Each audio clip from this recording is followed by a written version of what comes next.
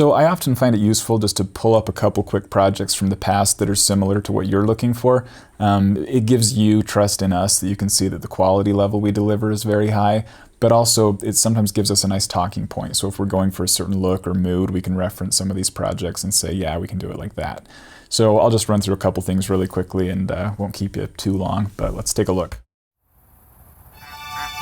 So some of this stuff has some lifestyle type stuff that I think is kind of similar to what you're looking for in terms of just the feel, primarily female demographic stuff, kind of that light, open, airy, commercial sort of feel. Just when I think lifestyle, this is kind of the type of thing I feel like my mind goes towards in the context of what you're looking for. Lots of essential oil stuff in here.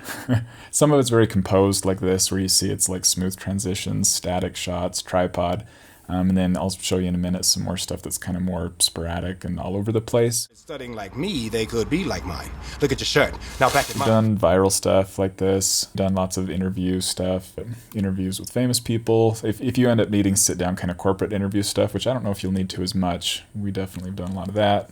So here's that more handheld kind of just lively feel, where you can tell the camera's not static. It's just kind of moving all over the place, and it's just more frenetic, but again, the motion kind of feels nice. We can do outdoor punchy like that, or indoor kind of soft, smooth, more studio look, which again, I kind of feel like your project, because it incorporates health and lifestyle stuff, sort of mixes all that together. So these are just a couple quick studio things I threw in there to show you both like shooting on seamless white, and then some studio stuff with more setup lighting with products and small stuff. So this type of thing, showing the product in the studio with a bunch of the fancy lighting to make it look smooth and sexy, and then having the lifestyle shots of it actually in use in a home and the lady in the background doing her thing. That's definitely something that I think could be up your alley for this project. If we have any, like little setups where we put the product on a tabletop or something, and then you see people interacting in the background. Offers relief from burns, scrapes, and itches. Some of this stuff I threw in there just to show some of the more narrative stuff that we've done, which isn't necessarily, you can tell this is a little bit more staged and cinematic and almost like storytelly rather than sort of product centric, and it looks more like a movie than looks like a commercial. But that's one of the things we've kind of picked as a niche too, is like developing almost like Hollywood level visuals on smaller budgets. So, and we've worked with kids a lot, so if we end up doing anything related to that first idea.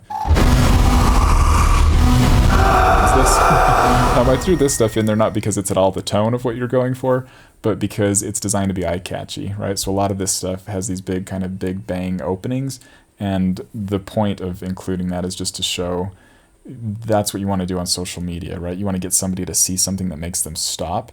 And that's why a lot of these projects have been a little bit more, more cinematic, for lack of a better word, because it gets people to just stop and pause, and they're more attracted to, something a little bit sensational or over the top. And just getting their eyes and gaining that half second of them not scrolling past you is a big deal. In 1439. So this is just some graphic stuff I threw in there to give you ideas. This is kind of 2D graphic stuff where it's just planes moving against each other. So we can do that type of thing, versus some of this 3D stuff like this where you actually have the product built out and modeled and swirling around in 3D space.